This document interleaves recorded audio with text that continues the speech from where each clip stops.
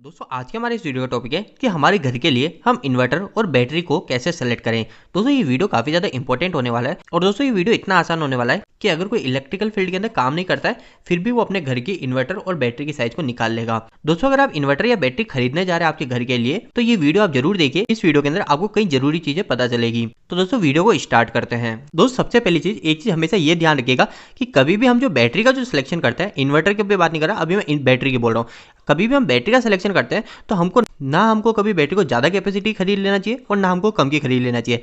ऐसा होता है कई बार बोला जाता है कि हमारे घर का जो लोड है वो घर के लोड के लिए हमारी बैटरी 100 एएच की ही इनफ है, पर हमको क्या बोलते हैं कि आप बैटरी को थोड़ी बड़ी लगा लीजिए ताकि आपके भविष्य में दिक्कत नहीं आएगी। पर दोस्तों हमको ऐसा नहीं करना है, क्योंकि दोस्तों अगर हम बैटरी को ज़्यादा लगा लेते हैं, जैसे हमने 100 एच की जगह अगर 200 एच की बैटरी लगा ली और हम उस बैटरी को पूरा डिस्चार्ज नहीं कर रहे तो वो हमारे लिए काफ़ी समस्या हो सकती है और हमारी बैटरी जल्दी खराब हो सकती है। तो इसलिए हमारी बैटरी को हमको सही हिसाब से लगाना चाहिए। तो इस वीडियो के अंदर आपका सारा डाउट क्लियर हो जाएगा। तो दोस्तों सबसे पहली चीज, इन दोनों को सेलेक्ट करने के लिए हमको हमारे घर का लोड पता होना चाहिए। लोड का मतलब हमारे घर की जो पावर है, मतलब हमारे घर की लाइट जाने के बाद में मैं मेरे इन्वर्टर पे, मेरे बैटरी पे क्या क्या उपकरण को चलाना चाहता हूँ, पहले मेरे को वो पता होना चाहिए। तो दोस्तों इसके लिए आप क्या कीजिएगा, एक सारणी बना लीजिएगा और आपके जो जो उपकरण आप चलाना चाहते हो उनको ऐसे सीरियल वाइज लिख लीजिएगा। जैसे मैं मेरे घर का एक फैन चलाना चाहता हूँ, मैं मेरे घर का बल्ब चलाना चाहता हूँ, मैं मेरे घर की टीवी चलाना चाहता हूँ, मैं सिर्फ बस इतने से उपकरण चलाना चाहता हूँ। अगर आप और चलाना चाहते हैं तो आप यहाँ पे लाइन वाइज लिख दीजिएगा। इसके बाद में दोस्तों आप ये यहाँ पे इंटू कीजिएगा कि आपके घर के अंदर जो पंखे चलाना चाहते हैं वो कितने हैं। तो मैं यहाँ लिख लेता हूँ, मेरे घर पे 2 पंखे हैं, 2 चलाना चाहता हूँ। मेरे घर पे मैं 2 बल्ब को चलाना चाहता हूँ और मेरे घर में एक टीवी है, उस टीवी को भी मैं पावर जाने पे हमारे इन्वर्टर से चलाना चाहता हूँ। तो ये सब चीज़ें मैंने लिख ली। अब दोस्तों इसके साथ में आपको एक और चीज़ मल्टीप्लाई करनी है, वो करनी है इसकी पावर को। आखिर ये हमारे जो उपकरण है, ये उपकरण की पावर कितनी है, ये कितनी लाइट को कितनी बिजली को खर्च करते हैं। तो ये काम आसान करने के लिए मैं आपको वीडियो के साइड में आपको एक सारणी दे दूंगा, उस पर हमारे सभी उपकरण की पावर लिखी होगी, मतलब वॉट लिखे होंगे। और दोस्तों अगर आपको वो भी नहीं मिल रहा है तो आप क्या कीजिएगा, आपके घर में जो भी लाइट का बिल आता है उस लाइट के बिल को चेक कीजिएगा। उस लाइट के बिल में पीछे या फिर आगे आपको कहीं ना कहीं हमारे घर के उपकरण की वाट जरूर मिलेगी। जैसे इसमें लिखा हुआ है ट्यूबलाइट जो होती है वो 40 वाट की होती है, बल्ब जो होता है वो 60 वाट का होता है। ऐसे हमारी लाइट के बिल में हमको मिलता है घर के बिल में। तो अब मेरे को क्या करना है, अब मेरे को यहाँ पे वॉट लिखना है। तो आप भी इसी तरह कीजिएगा कि हमारे जो वॉट है फैन के जैसे वाट है, तो मैं लिख लेता हूँ हमारे फैन जो है वो फैन 60 वाट का है। इसके अलावा मैं बल्ब लिख लेता हूँ। जो बल्ब हमारे घर के अंदर एलईडी बल्ब जो होते हैं वो एलईडी बल्ब हमारे ज़्यादातर हम 9 वाट का इस्तेमाल करते हैं। इसके अलावा जो टीवी है, टीवी के एक चीज़ ध्यान रखिएगा दोस्तों, आपके घर में या तो एलईडी टीवी होगी या फिर हमारे जो पुराने टाइप की टीवी होती थी, जो मोटी टीवी होती थी, वो टीवी होगी। तो दोस्तों अगर आपके घर में एलईडी टीवी है तो आप मैक्स टू मैक्स 100 वाट लिख दीजिएगा। यहाँ पे 100 वाट लिख रहा हूँ मैं। अगर आपके घर में दूसरी टीवी है जो पुराने टाइप की आती थी तो आप वहाँ पे 200 वाट लिख दीजिएगा। और अगर आपके घर में बल्ब की जगह पे ट्यूबलाइट है, जो हमारे ट्यूबलाइट फ्लोरेसेंट लैंप उपयोग में लेते थे, तो आप यहाँ पे 9 वाट की जगह यहाँ पे आप 40 वाट लिखिएगा। फिर भी अगर आपको कोई भी डाउट है तो आप आपके उपकरण के ऊपर जाइएगा, उसके ऊपर आपको रेटिंग लिखी हुई मिल जाएगी। अब दोस्तों आपको क्या करना है, बस इनको मल्टीप्लाई करना है और आपको आपके घर का लोड पता चल जाएगा। इन दोनों को मल्टीप्लाई कर लूंगा तो मैं ये हो जाएगा 120 वाट। इन दोनों को मल्टीप्लाई करूंगा ये हो जाएगा मेरा 18 वाट। मैं इसको 20 वाट लिख लेता हूँ ताकि हमारी कैलकुलेशन आसानी से हो जाए। ठीक है, ये हो गया मेरा 20 वाट और ये हो गया मेरा 100 वाट। ठीक है, तो इस तरीके से हमको लिखना है। तो अब मैं इसको टोटल कर लूंगा तो ये हो जाएगा दोस्तों मेरा 240 वाट। वैसे दोस्तों ये हमारा 240 नहीं, ये 18 अगर से प्लस करूंगा तो ये मेरा होगा 238 वाट होगा पूरा, पर मैं यहाँ पे इजी कैलकुलेशन के लिए 240 वाट लिख रहा हूँ। तो मेरे घर का जो टोटल लोड आ गया वो आ गया मेरे पास 240 वाट। आपके घर का भी आपको इस तरीके से निकाल लेना है। अब दोस्तों जो भी आपका लोड आता है, इस लोड में हमेशा एक चीज ध्यान रखिएगा, इसके अंदर आपको एक चीज मल्टीप्लाई करनी है। कई लोग आपको नहीं बताते हैं, उसके अंदर आपको बोलते थे कि ये 240 है, इस 240 के हिसाब से हमको चलना है।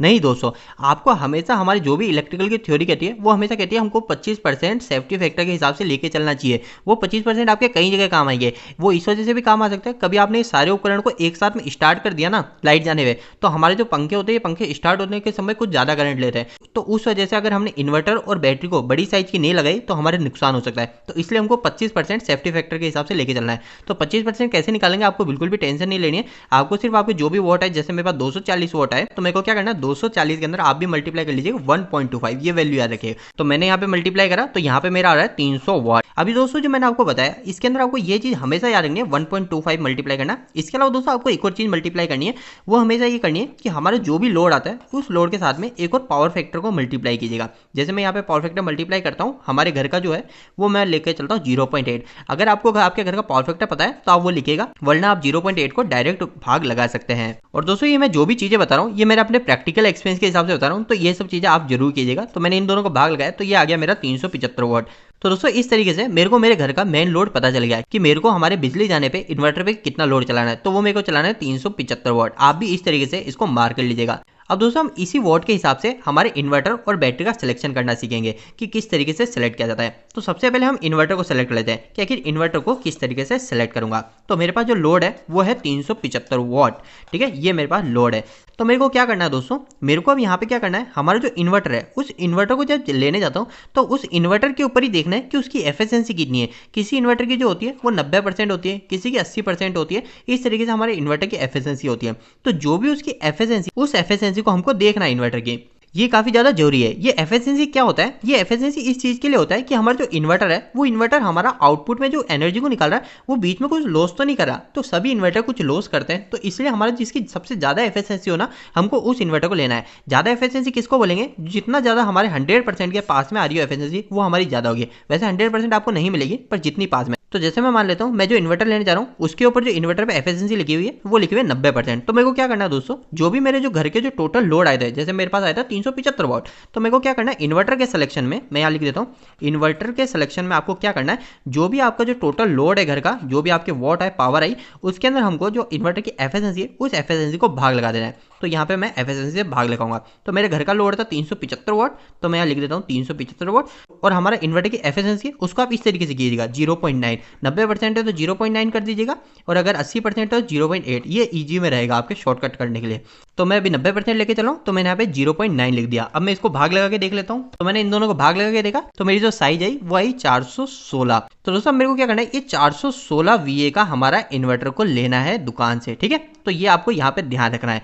अब दोस्तों आपको आपके फिक्स रेटिंग के हिसाब से कभी भी इन्वर्टर नहीं मिलेगा। अब जैसे 416 है, 416 का नहीं मिलेगा, तो आपको इससे जो बड़ी साइज का है, जैसे अगर 416 का नहीं है, आपको वहाँ पे 450 VA का मिल रहा है या फिर आपको 500 VA का मिल रहा है, तो आप उसी का लीजिएगा, ठीक है। ये आपको ध्यान रखना है। अब दोस्तों हम सेकंड पॉइंट पे आ जाते हैं कि हम बैटरी को किस तरीके से सेलेक्ट करेंगे। बैटरी का सिलेक्शन हमको बिल्कुल सही तरीके से करना है, क्योंकि मैंने आपको स्टार्टिंग बताया बैटरी को ना हमको बड़ी लगानी है ना छोटी लगानी है, वो हमारे लिए ज्यादा रिस्की हो सकता है।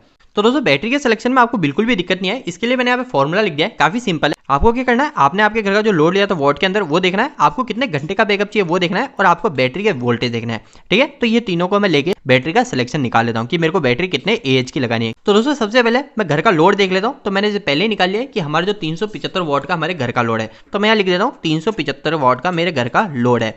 इसके बाद में दोस्तों बैकअप आवर्स, ये हमारे घंटे में है कि मेरे को जो बैकअप चाहिए वो बैकअप कितने घंटे का चाहिए। क्या होता है, किसी को घर में चाहिए 2 घंटे का बैकअप, किसी को घर में चाहिए 1 घंटे का बैकअप, और किसी को चाहिए 4 घंटे का बैकअप। तो कितने एज की बैटरी लगेगी, उसमें सब में अलग अलग एज की हो जाएगी। जैसे मैं मान लेता हूँ कि मेरे घर पे ज्यादा लाइट नहीं जाती, तो मैं ज्यादा अनावश्यक बड़ी बैटरी नहीं लगाऊंगा, मैं यहाँ पे 2 घंटे की ही बैटरी लूंगा। दोस्तों ये चीज ध्यान रखिएगा, यहाँ पे आप अनावश्यक ज्यादा नहीं लिख दीजिएगा कि आपके घर के अंदर पावर जाता ही नहीं है, आपके यहाँ पे पावर जाता नहीं है, आप सिटी के अंदर रहते हो, आपके 10-15 मिनट का ही पावर जाता है, पर आप वहाँ पे 4 घंटे की बैटरी ले लो। ऐसा नहीं करना है दोस्तों, बिल्कुल भी नहीं करना है आपको। अगर आपके घर पे 10-15 मिनट का पावर जाता है तो आपको 2 घंटे के ऊपर का बैकअप नहीं लेना है, क्योंकि अगर हमारी ज्यादा बड़ी बैटरी होगी तो वो हमारे लिए नुकसानदायक है। क्योंकि मैंने आपको स्टार्टिंग बताया कि बैटरी को हमको 60 से 80% तक डिस्चार्ज करना भी जरूरी है समय समय पे। तो यहाँ पे मैंने 2 घंटे का बैकअप ले लिया। इसके अलावा दोस्तों यहाँ पे आपको नीचे लिखना है बैटरी के वोल्टेज। अब आप 12 वोल्ट की बैटरी ले रहे हैं तो यहाँ पे 12 वोल्ट लिख लीजिएगा, और इसके बाद में मेरे को इनको सोल्व करना है। तो दोस्तों इन दोनों को मैंने मल्टीप्लाई करा तो आ गया मेरे 750 वॉट, और इसके बाद में दोस्तों नीचे जो है मेरे वोल्टेज है, तो मैं यहाँ पे लिख देता हूँ 12 वोल्ट, और मैं इन दोनों को भाग करूंगा तो यहाँ पे आ जाएगा मेरा 62.5 AH की बैटरी।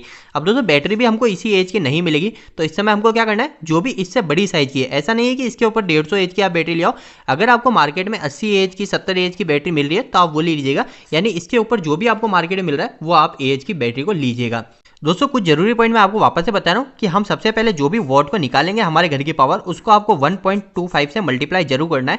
ये हमारा सेफ्टी फैक्टर है इलेक्ट्रिकल का। इसके अलावा दोस्तों आप ये फॉर्मूला जरूर याद रख लीजिए कि हमको एज कैसे निकलेगा बैटरी का। हमको क्या करना है, वॉट लेना है, हमारे घर का पावर लेनी है, उस पावर के अंदर हमको घंटे मल्टीप्लाई करना है, कितने घंटे का हमको बैकअप चाहिए, और साथ में हमारे बैटरी के वोल्टेज लिखना है। यहाँ पे हमें सब बैटरी के वोल्टेज रहेंगे, यहाँ पे हमारे घर के वोल्टेज नहीं रहेंगे, ये चीज का भी ध्यान रखिएगा। तो दोस्तों कुछ इस तरीके से इन्वर्टर और बैटरी का सिलेक्शन किया जाता है। उम्मीद है दोस्तों आपको इस वीडियो के माध्यम से कुछ बेहतर जानकारी मिली होगी। आपको यह वीडियो कैसा लगा, इस वीडियो को लाइक करके जरूर बताना। अगर आपके कोई भी सवाल इस वीडियो के प्रति इलेक्ट्रिकल से जुड़ा तो आप मुझे नीचे कमेंट बॉक्स में कमेंट करके पूछ सकते हैं। इलेक्ट्रिकल की वीडियो अगर आप हिंदी में देखना पसंद करते हैं, आज हमारे चैनल को सब्सक्राइब कर लीजिए। आज के लिए इतना ही, धन्यवाद।